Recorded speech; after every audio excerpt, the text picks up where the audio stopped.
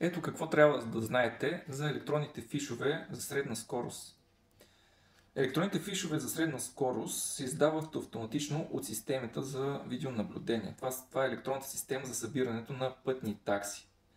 Тази система създава доклади и за секционен контрол за отчитането на средната скорост.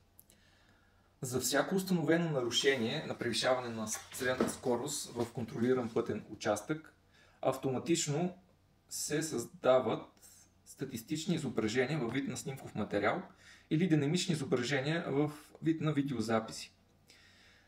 Тези доклади, тези изображения с приложени изображения представляват доказателства за обстоятелства, свързани с самото нарушение. Обстоятелства, свързани с превозното средство, това са регистрационен номер, посока на движение, дата, час, установената средна скорост и съответно местоположението на техническите средства, с които е отчетена тази скорост. Автоматично се издава и самият електронен фиш, т.е. издава се без участието на контролен орган.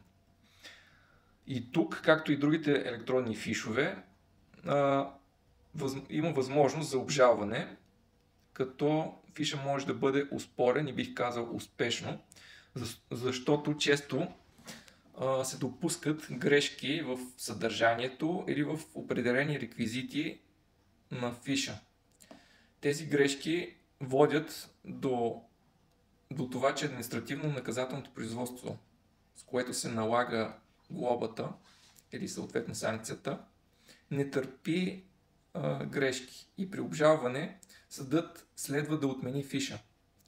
При успешно обжалване, освен че глобата по фиша няма да бъде дължима, ще ви бъдат възстановени от загубилата страна и направените от вас претендирани разноски, включително тези за адвокатски хонорар.